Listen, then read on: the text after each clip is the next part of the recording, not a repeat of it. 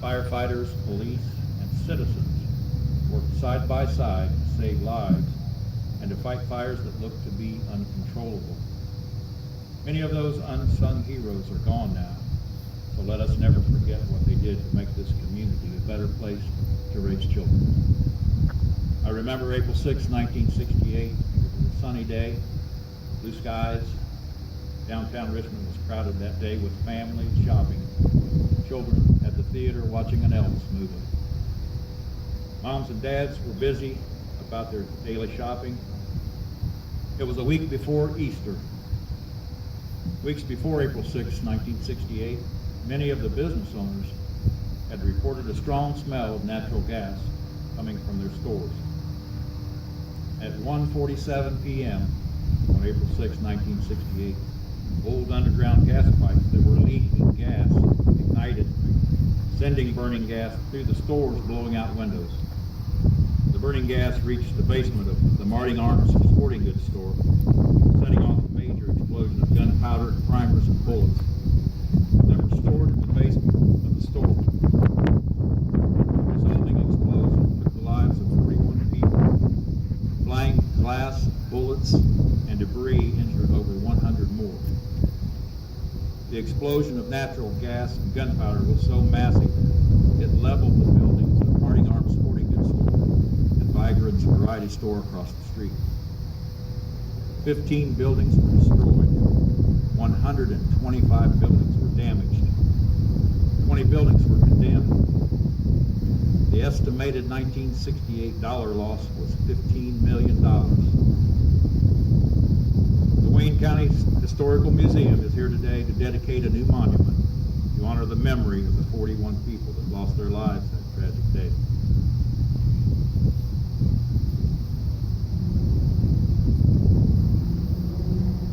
I would now ask Richmond Police Chief Jim Branham to come up and recognize his special guest.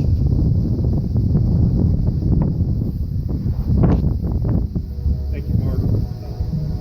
We're going to recognize the officers who were working in 1968, the ones that are still living. So as I call your name, if you'd raise your hand or something so I can recognize you. If you want firsthand accounts of that day, these are some of the people to talk to. Terry LaFuse, Jack Myers, Howard Christ. And I should note that Howard Christ and John Ross, and I don't believe John's here, were the first officers on the scene that day. Pete Bailey, John Geiger, Gene Dudley Goodwin. I probably missed some. I don't have Dick's last name written down. Dick Irvin on the end here. If I've missed anybody, know that the City of Richmond certainly appreciated your service in 1968.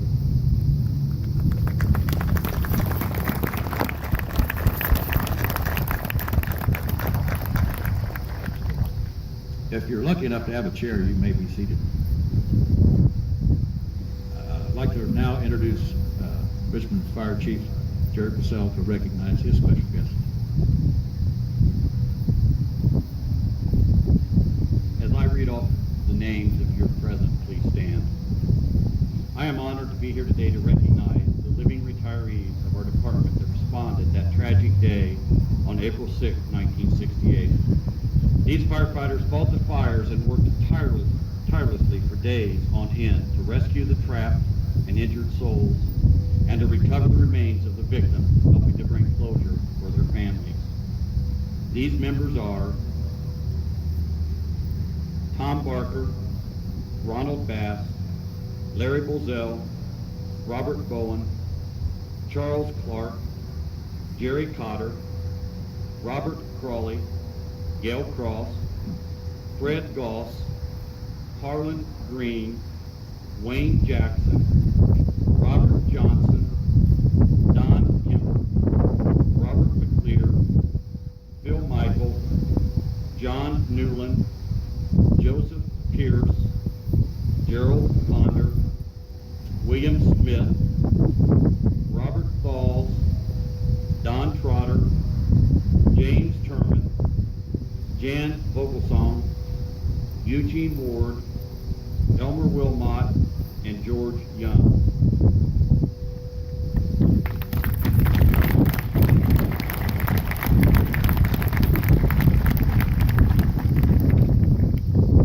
We, the current members of the Richmond Fire Department, are proud to carry on the service and are steadfast in our effort to respond to every call in a way that makes the courageous firefighters who responded that tragic day proud to call us brothers and sisters. Thank you.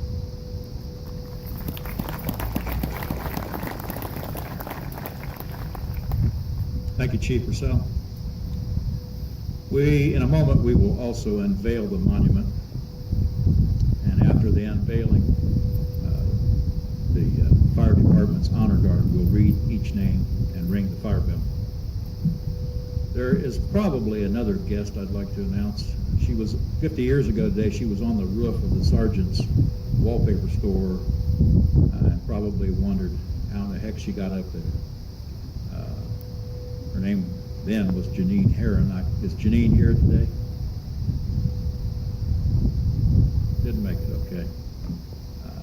We also have another explosion survivor. I did see him today, and I'd like to recognize Jack Bales. Jack, you here? Raise your hand. There he is. Welcome, Jack.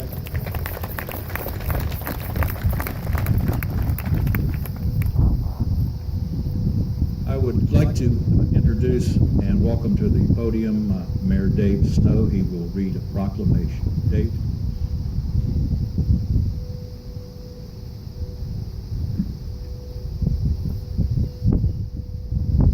Today on this 50th anniversary, we gather in remembrance to commemorate, to honor those lives that were lost, and to thank not only the citizens but the first responders whose selfless service that day really defines us as a community and is an eternal patchwork of who we are as a community. That explosion as an event is not what has ever defined this city, but it is our resilience as a community after that explosion to come back and be the beautiful city we are that truly defines us. And I have a proclamation today that speaks to that resiliency. Whereas we are here today to remember the downtown explosion that occurred 50 years ago. Whereas during this time, civil tensions were rising, for the Vietnam War was raging in the Far East, and here at home, the American people had lost a national hero, in Dr. Martin Luther King Jr. And whereas on April 6, 1968, Richmond seemed unfazed by these events, the skies were sunny and beautiful, the downtown was exceptionally busy as shoppers and owners of local businesses were preparing for Easter Sunday. Then at 1:47 p.m., an explosion shook our entire city, taking 41 lives and injuring more than 120 others, leaving no one in Richmond untouched. And whereas in spite of this great disaster, we faced these harsh realities that would break a lesser people. We did not overcome these odds simply by being strong as individuals, but through the power of our community and other communities that poured in to assist us in our time of need. Whereas this explosion left a hole in the heart of our city that could not simply be filled with brick and mortar, but by putting aside our own differences and filling our city with compassion and love for all citizens. Whereas remembering the destruction, the lost lives, and the restoration of our great city gives much meaning to our present. The challenges and tribulations that a community faces defines that community. And that day we defined ourselves. Knowing what we've overcome gives us great strength as we stride ahead into our future. Now, therefore, I, David M. Snow, Mayor of the City of Richmond, do hereby proclaim this day, April 6, 2018, as a day of remembrance for our downtown explosion in the City of Richmond, and I call upon all citizens of this community to join me in honoring the victims and our first responders and looking back on that terrible tragedy that changed our history forever. Thank you.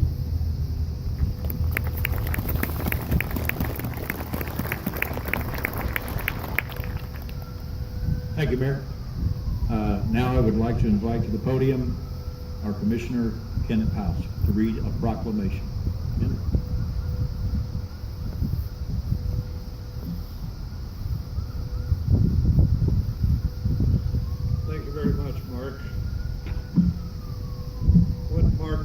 you a few moments ago about the young lady that was on the roof 50 years ago.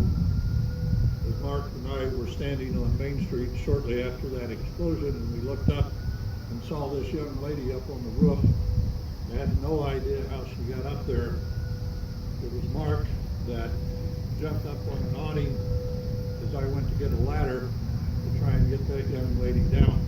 Mark was able to get up there, get her, and we were able to bring her down and probably saved her life at that time. That was quite a deed that Mark did, and little did I realize 50 years later that Mark and I would be working together in county government. And as you look back at the time, and I look at the tragedy within the area, folks like those of you that were in the war, it was a war zone, and you look at all the tragedy that was there. The ability and the volunteers that came together to assist and to help everyone that brought this community together. And I think Richmond has been that way in Wayne County for the last 50 years, and I'm sure that we will continue to do that. Whenever there's a need, this community always comes together and works to the better good of our area. And therefore, would like to read this proclamation from Wayne County, a proclamation commemorating the explosion of April the 8th, 1968. Whereas April the 6th, 2018 is the 50th anniversary of the worst disaster to strike Wayne County in record history. And whereas the explosion that tragically took the lives of 41 innocent victims, whereas that sunny Saturday in downtown Richmond suddenly brought all the citizens of Wayne County together in grief, whereas there were countless heroic acts by first responders, healthcare providers, and caring citizens who were moved to save the lives of their neighbors. Whereas the entire community is moved to never forget those who perished and forever remember their names as they'll be read to you later. We have in our proclamation the name of all those that were killed, the 41 folks. I have extra copies of our proclamation if there's any family members or relatives that would like to have a copy. Now therefore, be it hereby proclaimed that this date, April the 6th, 2018, be commended throughout Wayne County with the call to all citizens to join in remembrance of those who perished and those who abandoned their personal safety to save the lives of others. In witness whereof, the members of the Wayne County Board of Commissioners hereunto set their hand to deem this proclamation effective the 6th day of April, 2018. Mary Ann Butters, Denny Burns, and Kenneth E. Faust.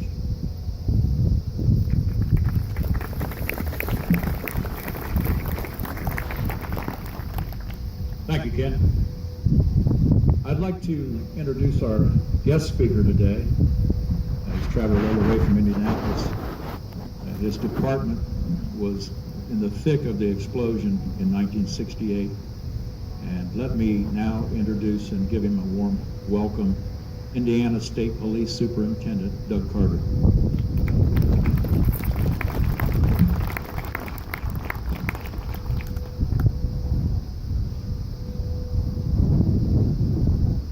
I'd like to start by saying to those that were previously recognized, it's an absolute honor in my lifetime to be in your presence. Thank you very, very, very much. I know that there are family members and survivors spread out amongst us today on a day that certainly could be snow-filled. Fortunately, it's not. And to each and every one of you on this very day, almost 2.5 minutes ago, 50 years to April the 6th, 1968, 1:47 p.m. I struggled a bit with today with what I was going to talk about, and I thought I would center the majority of my comments around human existence and who we are as a people.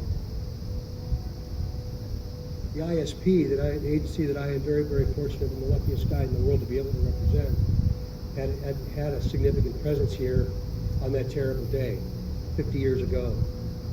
To prepare for today, I met with one of our retirees who was actually here, Sergeant John Mole. I hope John's here. I invited him to come. And during that interview and the time that I spent with him, it was evident to me that those memories of that day are ever present in his mind as they are with yours. And for that, I'm so very sorry. You see, that's what public safety people do. And somehow they have to figure out how to live their life after seeing the things that they've seen. And I saw it on John Paul's face, and I can see it on yours today.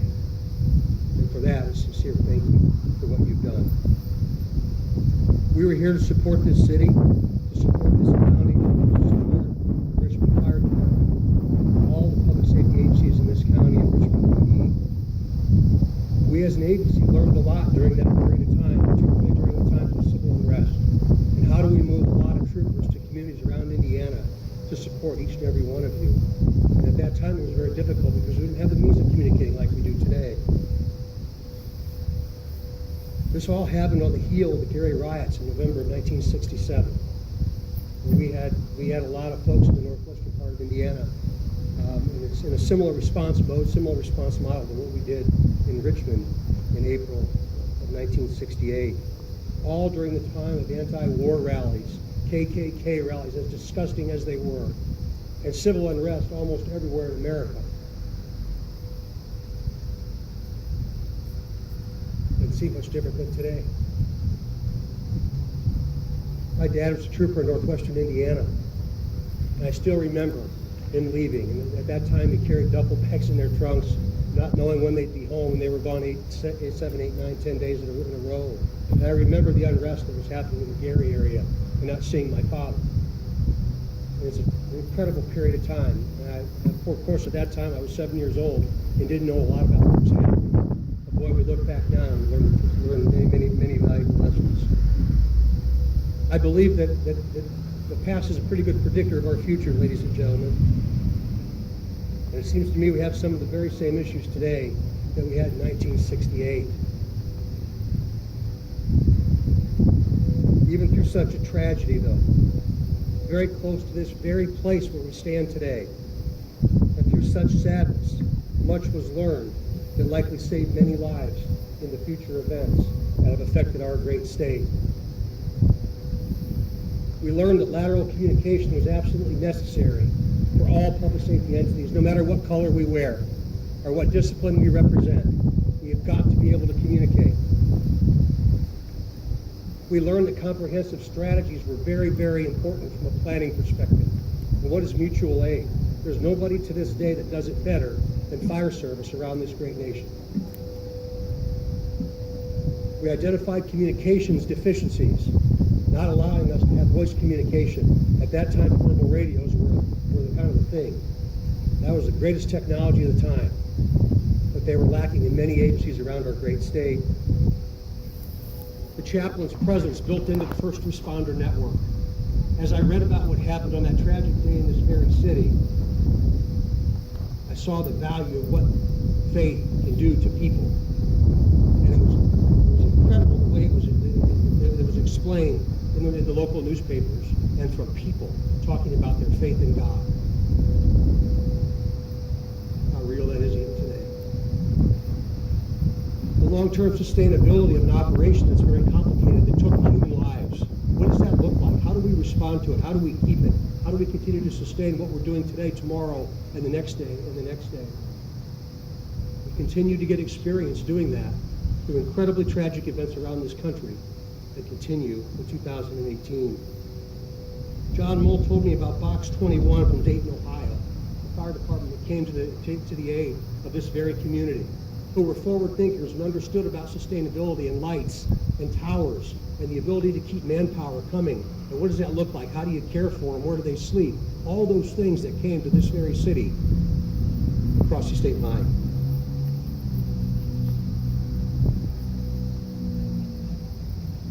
April 4th, 1968, the assassination of Dr. Martin Luther King.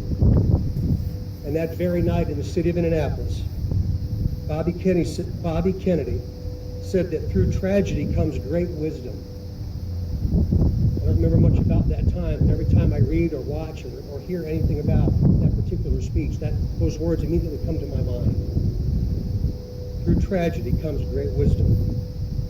During his remarks in Indianapolis after the assassination of Dr. Martin Luther King, these words are also applicable to us today very close to the very hallowed ground that changed this city forever. That through tragedy comes great wisdom. To all the family members, public safety personnel, community leaders, community members, through your unimaginable loss, you united a city, a state, and very likely a nation at a time when it needed it the most. Because of the outpouring of support, compassion, and empathy, please accept my heartfelt thanks for all you did and for all that continues to be done in this place. Let's allow this time of reflection to be a time to very personally and individually understand the value of human life and that no day is guaranteed. What can we do differently to be a better people? I think with empathy, compassion, and human understanding of our differences, which means we don't have to hate, that we might all live in peace together on this incredible planet. May God bless you all and imagine the possibilities.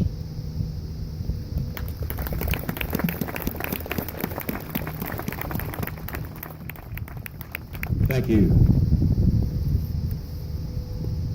I would now ask Sheriff Kappa, Chief Branham, and Chief Purcell to unveil our monument to your left.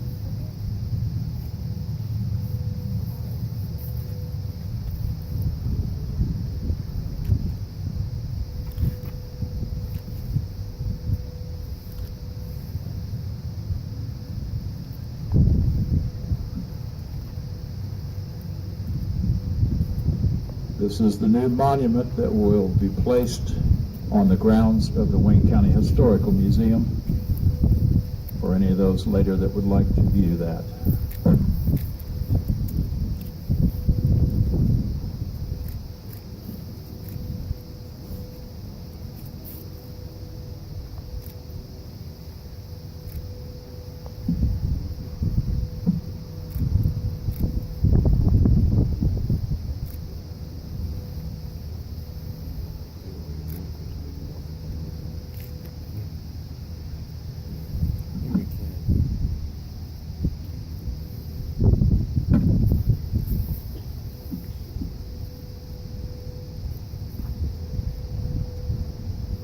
Thank you.